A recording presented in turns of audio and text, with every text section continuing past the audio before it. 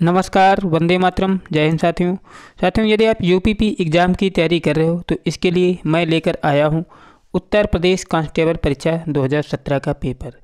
इसके पहले मैंने इसका जीएस वाला पोर्शन हल करा दिया था। अगर आपने नहीं देखा है तो उसको जाकर देख सकते हो। आज मैं आप लोगों को हल कराऊँगा हिंदी। दोस्तों, इसमें पहले से ही सवाल दिया होता है, इसमें केवल आप लोगों को दिखाना है कि किस टाइप का पेपर आता है और किस टाइप से आपको तैयारी करना है। तो देखते हैं कि हिंदी कहाँ से दी हुई है। तो दोस्तों 114 नंबर से दोस्तों हिंदी शुरू होती है और लगभग इसके कितने 36 क्वेश्चंस आएंगे।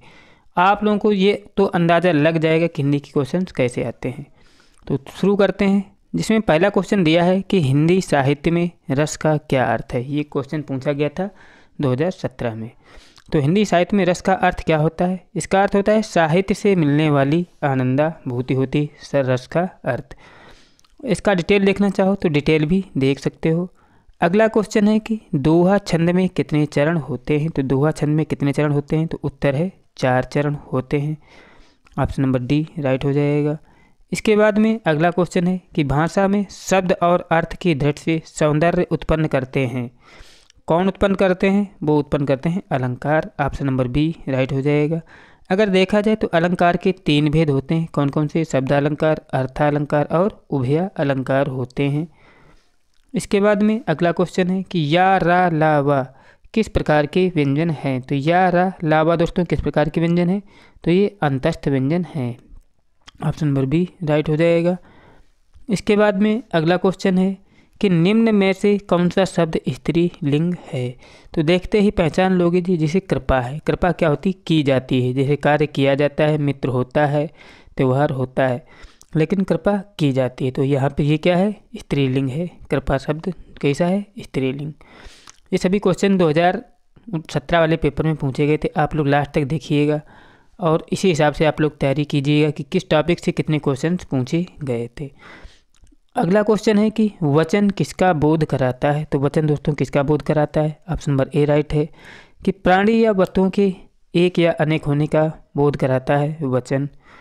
इसके बाद में अगला क्वेश्चन दिया है कि उसने टेढ़ी चाल चली, वाक्य में कौन सा कारक है। तो उसने टेढ़ी चाल चली, इसमें कौन सा कारक है? तो याद रखिएगा कर्ता कारक होता है उसने टेढ़ी चाल चली में। अगर देखा जाए तो हिंदी में कारक कितने होते हैं? 8 होते हैं हिंदी में कारक। अगर कारक तैयार करना है तो आप लोग जरूर कमेंट करो। अगला है कि निम्न में से किस वाक्य में सर्वनाम का प्रयोग हुआ है। तो किस में सर्वनाम का प्रयोग हुआ है? तो ऑप्शन नंबर बी राइट है। मैं कल दिल्ली जा रहा हूँ। आप लोग जानते हैं कि सर्वनाम क्या होते हैं, जैसे मैं, तू, आप, वह, जो, सो, कोई, कुछ। ये क्या है दोस्तों? ये सभी सर्वनाम होते हैं। अगर देखा जाए तो हिंदी में सर्वनाम के कितने भेद होते हैं? 6 भेद होते हैं। ये भी क्वेश्चन बनता है कि सर्वनाम के कितने भेद होते हैं। तो 6 भेद होते हैं कि पुरुषवाचक होता है, निजवाचक, निश्चयवाचक, अनिश्चयवाचक, संबंधवाचक और प्रश्नवाचक, ये सब होते हैं। अगला है कि विशेषण किस शब्द की विशेषता बताता है। तो विशेषण किसकी विशेषता बताता है? तो ऑप्शन नंबर ए इसका राइट हो जाएगा। दोस्तों जो विशेषण होता है वो संज्ञा की विशेषता बताता है। देखो ये पूछा गया है कि कर्म के आधार पर क्रिया के कितने भेद होते हैं। तो कर्म के आधार पर दोस्तों क्रिया के 2 भेद होते हैं। आप लोग याद रखिएगा कौन कौन से? पहला कर्मक और दूसरा सकर्मक होता है। अगला है कि व्याकरण में काल का क्या अर्थ है। तो व्याकरण में काल का अर्थ क्या होता है? तो उत्तर है समय होता है काल का अर्थ। आप लोग देख सकते हो कि इसका डिटेल भी दिया हुआ है नीचे, आप लोग टाइम वेस्ट करके देख सकते हो। अगला है कि यह ताले की चाबी है, रेखांकित में कौन सा कारक है। तो कौन सा है? यह ताले की चाबी है, तो इसमें है संप्रदान कारक। ऑप्शन नंबर ए राइट हो जाएगा। आप लोग अंदाज़ा ही लगा सकते हो। उसके बाद में आप लोग तैयारी तो विधिवत करना ही पड़ेगा कि आप लोग दिखा रहा हूँ कि पेपर किस टाइप का आता है। अगला है कि निम्न में से कौन सा शब्द पुल्लिंग है। तो कौन सा शब्द पुल्लिंग है दोस्तों? यहाँ पर जो संचालक दिया है ये कैसा शब्द है? पुल्लिंग शब्द है। इसके बाद देखते हैं अगला क्वेश्चन क्या पूछा गया था। अगला क्वेश्चन पूछा गया था यहाँ पर कि निम्न में से कौन सा शब्द तत्सम शब्द नहीं है। तत्सम क्या होता है दोस्तों? जो संस्कृत के सीधे होते हैं, सीधे लिए जाते हैं, वही तत्सम होते हैं। परक, परक जो है यहाँ पे दोस्तों क्या है? ये तत्सम शब्द नहीं है। कैसा है? तद्भव है। अब देखते हैं, जैसे हमारा अग्नि क्या है? तत्सम है। इसका तद्भव क्या होता है? आग होता है। पृथ्वी हमारा तत्सम है और पृथ्वी ऐसे लिखा होगा तो तद्भव होगा। चंद्र तत्सम होता है लेकिन चांद क्या होता है, तद्भव होता है। परीक्षा होता है तत्सम और परख क्या होता है दोस्तों, ये तद्भव होता है। इसके बाद में अगला क्वेश्चन दिया है कि किस विकल्प में सभी तद्भव शब्द हैं। तो किस में सभी तद्भव शब्द हैं, तो वो है आग, कामा जीव, कामा घर, ये सभी तद्भव है। बाद बाकी सभी में तद्भव नहीं दिए हैं। अगला क्वेश्चन है कि निम्न मतलब नीचे दिए गए विकल्पों में से कौन सा विकल्प दूध का पर्याय नहीं है। तो कौन सा पर्याय नहीं है दोस्तों, अमी है, ये पर्याय नहीं है दोस्तों। किसका है, ये अमृत का होता है। पय हो गया, गौरस हो गया और दूध हो गया, ये क्या है, दूध के पर्याय हैं। इसके बाद में अगला क्वेश्चन है कि सापेक्ष का सही विलोम शब्द क्या है। तो सापेक्ष का सही विलोम शब्द क्या होता है, तो इसका होता है निरपेक्ष। सापेक्ष का विलोम शब्द भी पूछे गए थे। तो और देखते हैं कि जैसे अपेक्षा का विलोम क्या होता है, उपेक्षा होता है। अर्थ का क्या होता है, इति होता है। आर्द्र का क्या होता है, शुष्क होता है। करुणा का निष्ठुर होता है विलोम शब्द भी पूछे गए थे। अनेकार्थी भी देखो पूछा गया था कि अंक शब्द के अनेकार्थी शब्द समूह का चयन कीजिए। तो अंक शब्द का क्या होता है दोस्तों, इसका होता है अंक, ऑप्शन नंबर बी राइट है कि जैसे गोद, संख्या और अध्याय, ये सभी क्या होते हैं तो अंक के अनेकार्थी होते हैं। जैसे अंक का अलग अलग जगह पर अलग अलग अर्थ होता है। अगला है कि जैसे अपराध बोध होने वाली ग्लानि, वाक्यांश के लिए एक शब्द है। तो ग्लानि के लिए क्या होता है दोस्तों, पश्चाताप होता है ग्लानि के लिए एक शब्द। इसके बाद देखिए दोस्तों क्या दिया है कि चिर और चीर के अर्थ के सही विकल्प का चयन कीजिए। तो चीर का मतलब होता है पुराना और चीर का क्या अर्थ होता है, वस्त्र होता है। ऑप्शन नंबर डी राइट हो जाएगा। अगला है कि सम उपसर्ग से बना शब्द है। तो सम दोस्तों किससे मिलकर बना है, ये मिलकर बना है संयोग से। ऑप्शन नंबर ए राइट हो जाएगा। अगला है कि रंगीला शब्द में किस प्रत्यय का प्रयोग हुआ है। तो रंगीला में दोस्तों ईला लगा है, तो मतलब ईला प्रत्यय लगा हुआ। जैसे अन्य भी क्या है, पथरीला हो गया, खर्चीला हो गया, गभीला हो गया, लजीला हो गया, इनमें भी क्या है, ईला प्रत्यय लगा है। अगला है कि सूर्योदय में कौन सी संधि है। तो सूर्योदय में कौन सी संधि है, तो याद रखिएगा यहाँ पर गुण संधि है। किसमें, सर्वोदय में। संधि विच्छेद भी आप लोग डिटेल में देखना चाहो तो कमेंट करो, मैं आप लोगों को ट्रिक के साथ इस तरीके से बताऊंगा कि आप लोग नहीं भूल सकते हो अगर पेपर में आता है।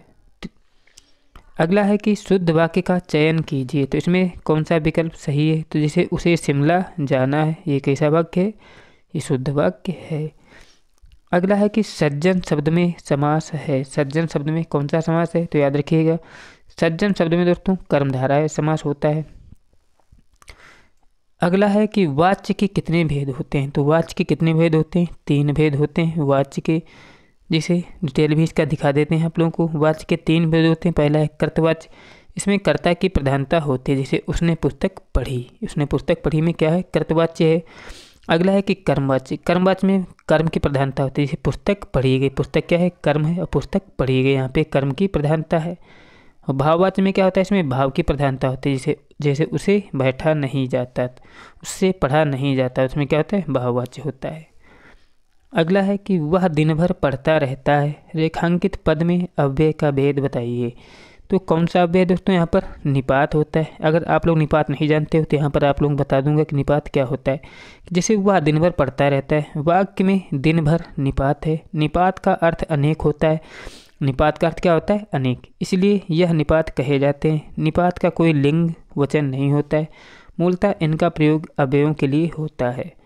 अगला है कि जैसे ये दिया है, इसका विराम चिन्ह का अर्थ क्या होता है, क्या होता है इसका अर्थ, मतलब सबको पता है ये क्या होता है, विस्मयादिबोधक होता है। अन्य भी आपको दिखा देते हैं, जैसे पूर्ण विराम, पूर्ण विराम का एक डंडा ही होता है। अल्प विराम कामा होता है। योजक चिन्ह माइनस तरीके से होता है। प्रश्नवाचक सबको पता है ऐसे करके होता है। और उद्धरण चिन्ह क्या होता है, जिसे दोनों तरफ से ब्रैकेट बंद कर दो, ये क्या हो जाता है, उद्धरण चिन्ह हो जाता है। इसके बाद में अगला क्वेश्चन है कि बाल की खाल निकालना। मुहावरा भी पूछा गया है। तो बाल की खाल निकालना, इसका अर्थ क्या होता है, बहुत मीन मेख निकालना। इसका अर्थ होता है कि बाल की खाल निकालना। अब देख यहाँ पे लोकोक्ति से भी एक क्वेश्चन पूछा गया कि 4 दिन की चांदनी फिर अंधेरी रात, लोकोक्ति का अर्थ है। तो इसका अर्थ क्या होता है कि थोड़े दिन का सुख, 4 दिन की चांदनी फिर अंधेरी पाक, इसका अर्थ यही होता है।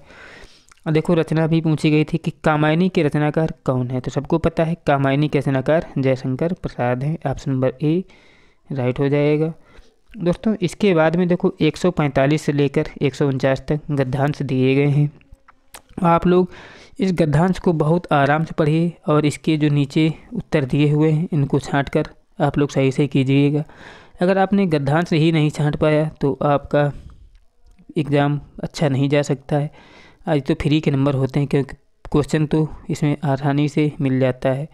अब जैसे लास्ट वाला क्वेश्चन ये पूछा गया था कि निम्नलिखित में से रीतकाल के कवि कौन है। तो रीतकाल के कवि कौन है? वृंद हैं रीतकाल के कवि। दोस्तों हिंदी वाला पोर्शन ख़त्म हुआ। देख रहे हो आप लोग कि 36 क्वेश्चन हिंदी के थे। आप लोग हिंदी में ज़्यादा फोकस करिएगा। मैं आप लोगों को हिंदी की टॉपिक वाइज वीडियो अपलोड करूँगा, आप लोग थोड़ा सहयोग कीजिएगा और पूरा वीडियो वॉच करने के बाद में कमेंट ज़रूर करिएगा कि आपको कैसा लगा है। मिलते हैं नेक्स्ट पार्ट में। जय हिंद, जय भारत।